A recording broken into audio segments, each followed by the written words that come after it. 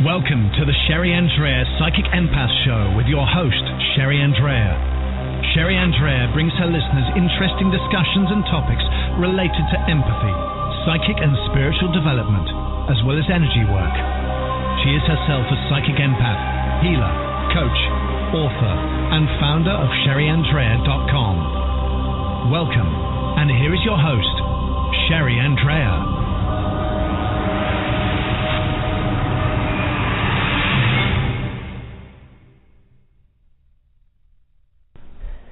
Welcome, and thank you for joining me. This is Sherry Andrea, and it is a wonderful Tuesday morning. I almost couldn't remember what day it is. As things go along, it seems like I have a harder and harder time remembering what day it is and what time it is. But anyway, I'm here, and everything is wonderful. What I wanted, the topic today is good versus evil, your good side versus your evil side. Most of the time, people think of themselves in a singular sense. Of course, you're one person, so you think of yourself as one person, so you don't think of yourself in terms of,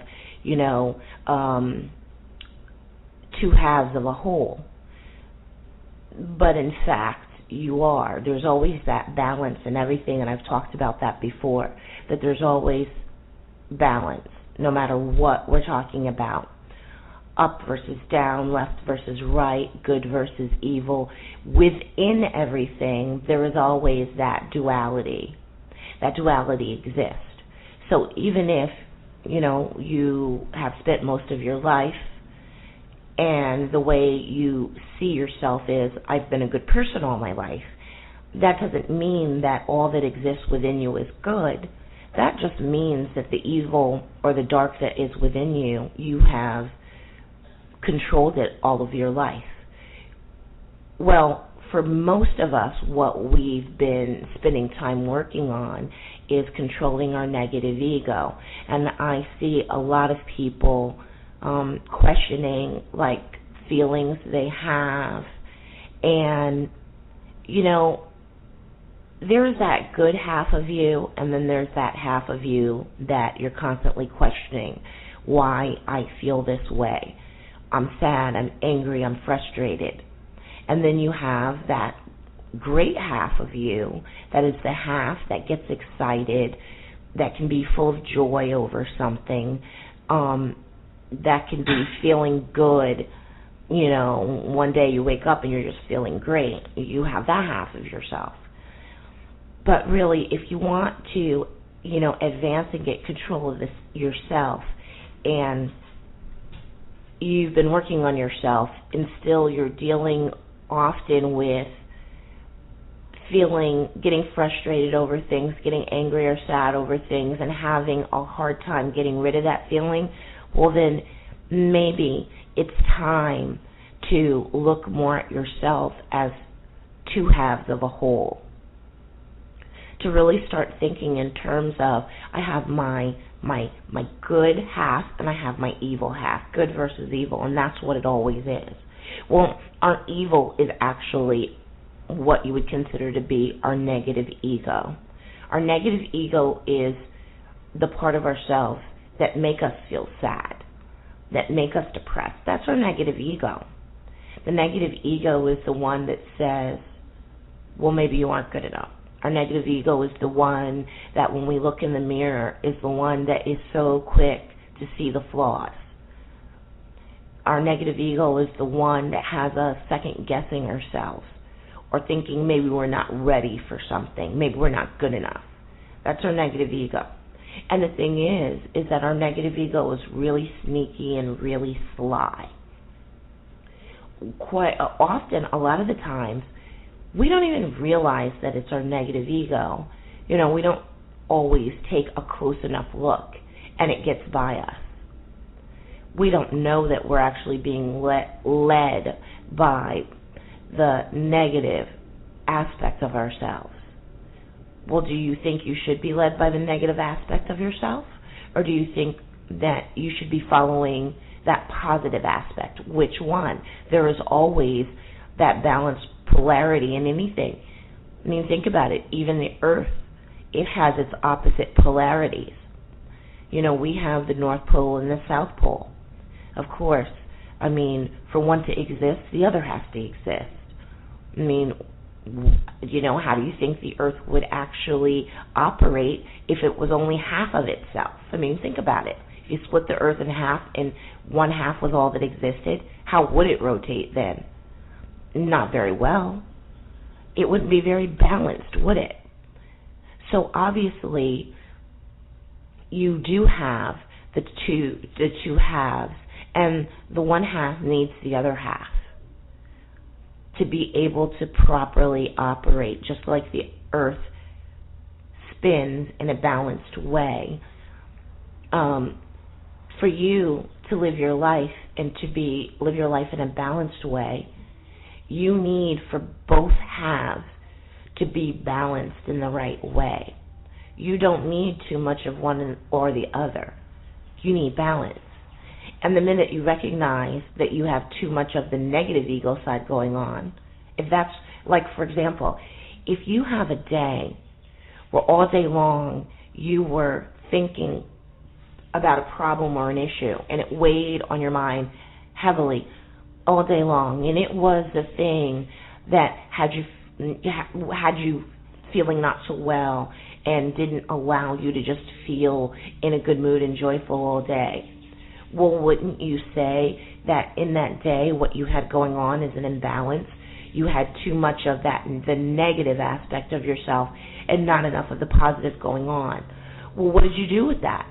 One, did you recognize it, or did you just kind of wallow in it? You know, and if you did recognize it, even if whether you knew what it was or not, what did you try to do about it? Did you try to do anything? Well, some people might say, well, I didn't know what to do about it. You know, I would have liked to have done something, but I had no idea what. Well, if you're sad, doesn't it make sense that you would try to get the opposite of that to achieve balance? I mean, yeah, it sounds simple, almost too simple to be the answer, but in fact, it is. The answer is almost that you have to first recognize what's wreaking havoc on you, so to speak, and to actually take action to do something about it.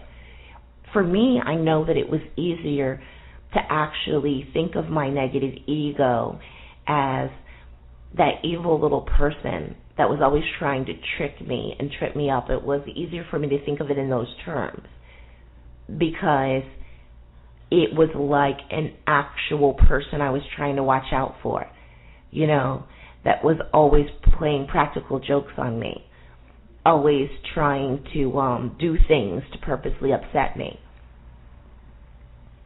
Now, I mean, I can celebrate that at the same time because I can say that those things that my negative ego did were what I learned from. And without those things, you know, how would I have gotten my practice? As I learned things, how would I have practiced them in real life? You know, because many times I spend a lot of time reading, and when we're reading, we're trying to enlighten ourselves. But really, the true enlightenment comes when what we've read, and assuming we understood what we read, then we try to put it into practice in our real lives. So we've actually achieved success when we put it into practice and we realize that we're living it. That thing that we read about and that we learned that was just on paper, that we managed to incorporate it in our lives, and now it gave us more control. So the question isn't what you're feeling, why you're feeling it. The real question is, what are you doing about it? And I feel that, you know, many times we don't know what to do.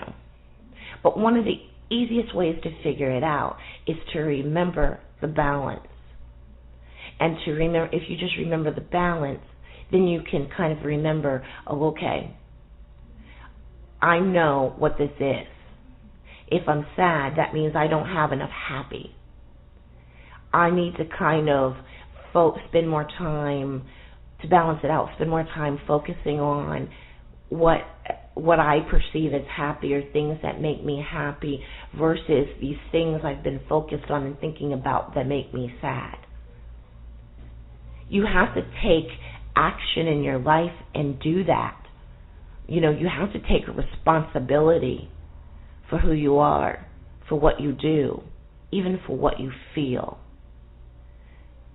Otherwise you would be basically trying to convince someone that you don't have control of it, that it's out of your hands, that it's somebody else's doing, that somebody else is doing it to you. No, in fact, it's you doing it to your own self. It's that half of yourself that is the dark half that celebrates negative things, that feeds off of things that are bad, that feeds off of things that make you unhappy, that feeds off of things that make you feel like the world's crashing in around you. You have to understand that the negative half of yourself, that dark half of yourself, that's what feeds it. And oftentimes, we are actually feeding it. And instead of putting it on a fast and saying, no, okay, I'm not going to feed it because I need to keep this balance. I'm not going to feed it if I'm going to feed anything. I'm going to try to feed the positive aspect of myself, the one that I usually find is lacking.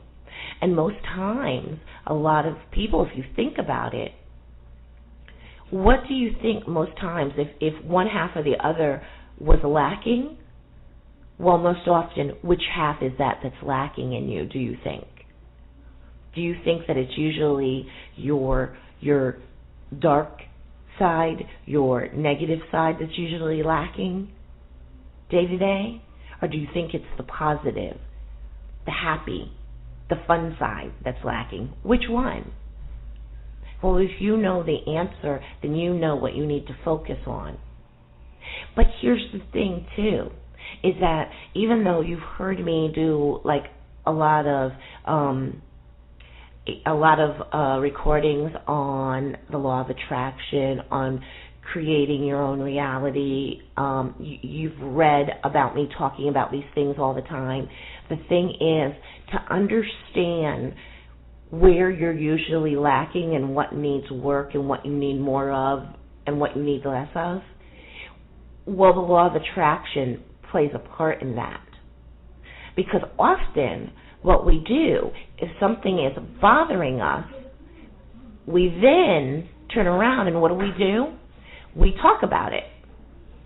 We talk about it a lot. It's not uncommon. We will, you might want to call your best girlfriend, tell her what happened, tell her how your day went, this thing that happened to you while you were at the office, who said what, who really pissed you off. And you may talk and talk and talk and talk about it and how it made you feel, how it's always happening, how you're just tired of it, but there's nothing you could do about it, and you talk and talk and talk about it. Well, guess what you're doing when you do that? You're focusing on the very thing that you don't want. Whatever you put focus on, that is what you create. So if you can't let it go and you continue talking about it, if an incident happens, I'm talking about one single incident. I'm not talking about you have, let's say, for example, I'm not talking about, you have issues with your brother or your sister, and these are ongoing issues. This is a problem with the relationship. If you had an incident that happened, one specific identifying incident, and with that one incident, you find that you're having trouble getting out of it, getting away from it, putting it out of your mind, letting go of it completely, and you're still feeling this need. It's something that you identify as bad, and you're feeling this need to talk to people about it. You're feeling this need to figure it out. or it's got you so down because of whatever happened. Well, what you're doing by doing that is you're actually putting focus on it. And the basics of the law of attraction, the first thing that you learn is that you create what you put focus on.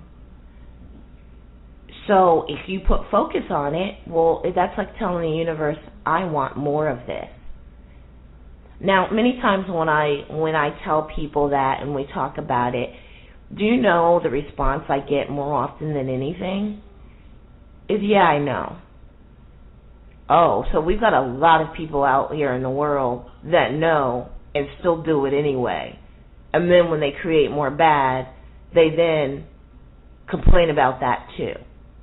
Yeah, I may sound like I'm being a little bit harsh about it, that I'm not being very compassionate, but I have a lot of compassion for people that they accidentally created things, or things happen and then they let it keep them in a bad, negative place.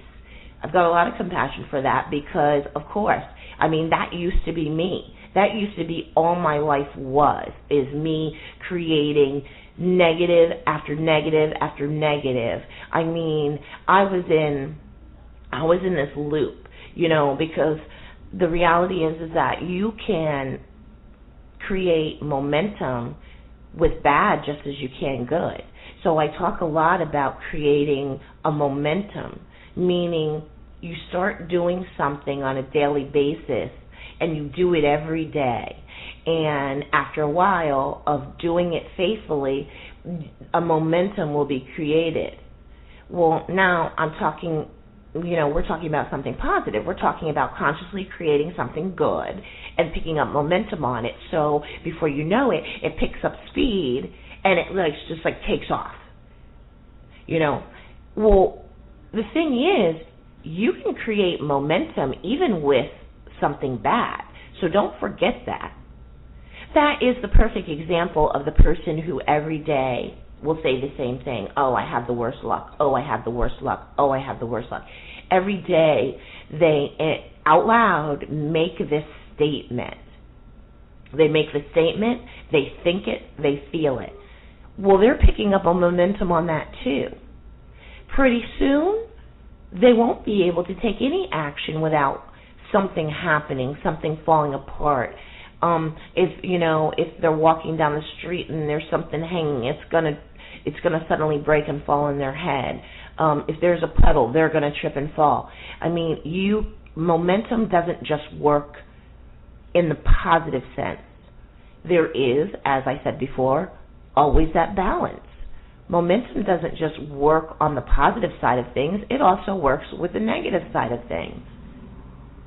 So if you think about it, and there's something that, let's say, is bothering you, or something that's got you feeling really sad, take the time to think about it and to stop and think, okay, well, how long have I been doing this? How many days have I woken up and kind of sunk right down, right back into this same feeling of this happened and it's got me down and I don't understand it and this and that, and it's actually it's controlling how you feel. How many days has it been? Well, keep that up and you're going to create a momentum. Well, I'm sure that's not what you want, of course. So you really, really, really have to pull out all the stops and take control. Because listen, if you identified with your negative half, your negative ego half, as a real person you were dealing with, excuse me, I am sure that you would put your foot down in a heartbeat. You would say, oh no, I am not going to let you come into my house, do this and treat me that way. But that's exactly what is happening. Think of yourself, your body, yourself, as your house. Well, are you going to let somebody just come in and start telling you, hey, you're not good, you got a lot to be sad about. hey, remember this happened, that happened, think about it. You should be sad about these things. Are you going to let somebody, come in and make things bad for you in your own house? But that's what you're doing. So what I'm saying is that sometimes it's a matter of how we see things, from what perspective. And often, if we could just see the truth of what's going on and see it in a way where it would give us some of our power back, to get us to the point to say, no, I'm going to stand up to this. I am not going to let this get to me. I'm stronger than this. I'm stronger than this, and I can do this. I am the one in charge. If you could just stand up and say you're the one in charge. And it's so funny that sometimes a person will at one moment make statements that kind of say, no, I'm in charge. I'm saying what's going on. I'm calling the shots. And in the very next moment, they'll make statements that clearly show who's really in control and who's really calling the shots. And that would be their negative half, their negative ego. Oh, yeah, that statement that they make, that they're in control and that they, oh, no, I have all the power. Oh, no, I'm not going to let this happen. I'm not going to let that happen. Who's really talking? Is that really your positive half that is feeling empowered and is speaking up? Who is it? Because at the same time you're saying that, if you're basically letting your negative ego step up and take control whenever it wants to, well, are you really in control like you think you are? Think about it. And every time the negative ego pops its head up, are you just letting it, or are you knocking it back down right away? I mean, think about it, because these things aren't easy, and it's not easy to work on the self, and it's not easy to change, especially what ends up becoming habits. I mean, I did not have it easy at all. I mean, it was really hard. I mean, day after day, I really felt like something really strong and really powerful was working against me, not realizing in the beginning that it was my own self.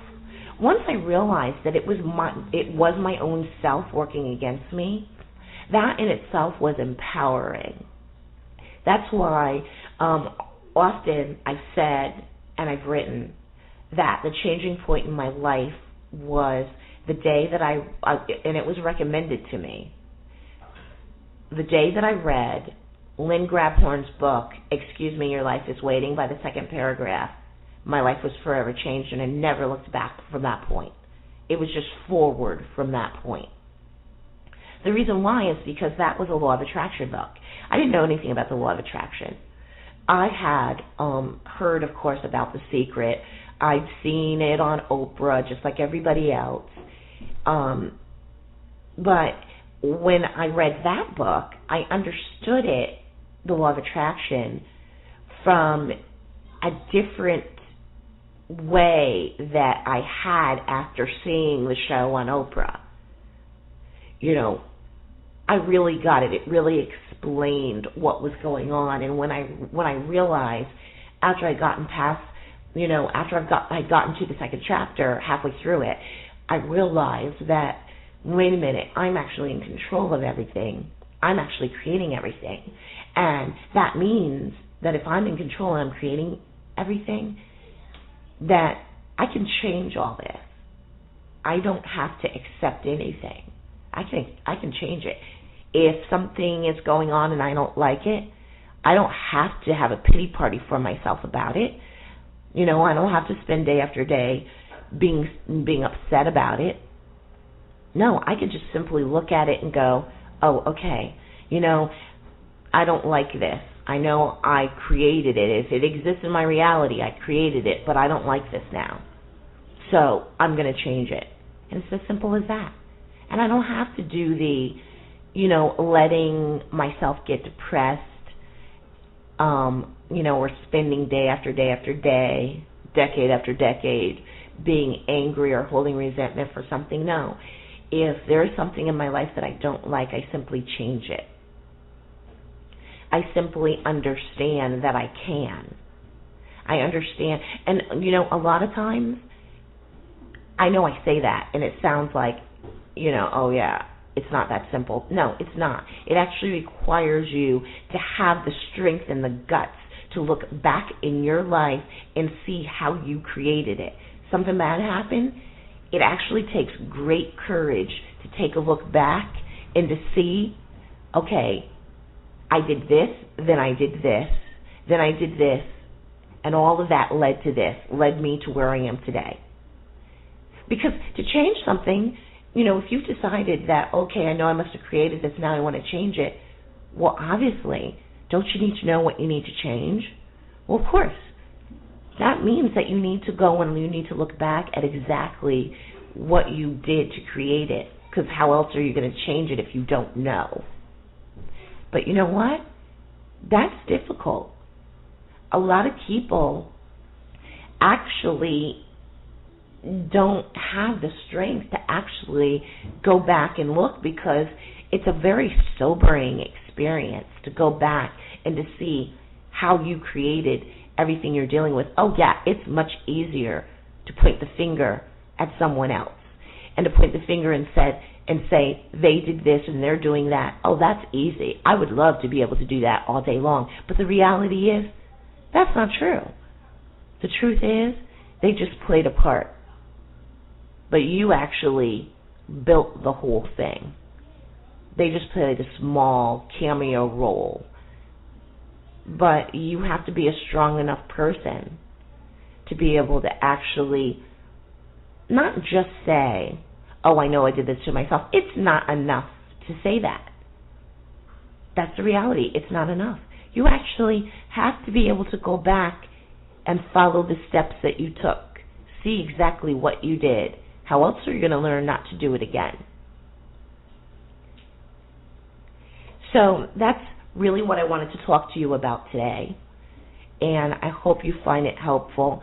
I at least hope that maybe it gets you to thinking a little bit. The next time you're upset or sad about something, I hope it gets you to thinking about things in a different way so that you have the power to pull yourself out of it quickly and to get back control. Because really, if you're sad, if you're depressed, if you're angry, that's simply just a loss of control. That means during those times, you don't have control. You not only have imbalance, but you don't have control. So if you're feeling like you're in that emotional state, well, then take control. It doesn't have to be that way. You create your own reality, and you can create anything you want. It's up to you what you create. If you're given a blank canvas every day, well, start thinking of your life as every morning you wake up, that blank canvas you're given. Are you going to quickly just, grab the colored pencils and just start drawing and scribbling away? Or are you going to take some time and think about it a little bit? Think about what you're creating. Make a conscious effort. What are you going to do with the blank canvas? You get one every single day. Every single day you start with a blank one, whether you realize it or not. But what are you going to do with the blank canvas? How are you going to treat it? Are you going to treat it like it doesn't matter because you get another blank one the next day? Are you going to treat everyone like it matters? Well, thank you for listening, and I hope you enjoyed this little bit of time with me. If you have any questions, feel free to email me at sherry@sherryandrea.com. That's SHERRY at Sherry, SHERRY. Andrea spelled ANDREA. And then my web address is sherryandrea.com. So feel free to either email me or contact me through my website. And remember, I also do spiritual coaching. I also do personal development coaching. So if there is something specific that you're working on that you could use some help working on it, then, consider, coaching, whether that be for, I often do one-time coaching sessions, as well as, depending on what you're working on, it may be something where you only need 2 or 3 coaching sessions, and it's very reasonable. It's only $25 an hour, so it's very reasonable and affordable, especially, if you're going to be doing coaching once every couple of weeks or even just once a month. I've tried to make it as affordable as possible, because I realize there are a lot of people that, they're charging a lot of money for coaching. They're charging like, 100, 150 per session. No, I try to make it, affordable for everyone, because whenever you need help, you should always be able to get it. Okay, well, have a great day.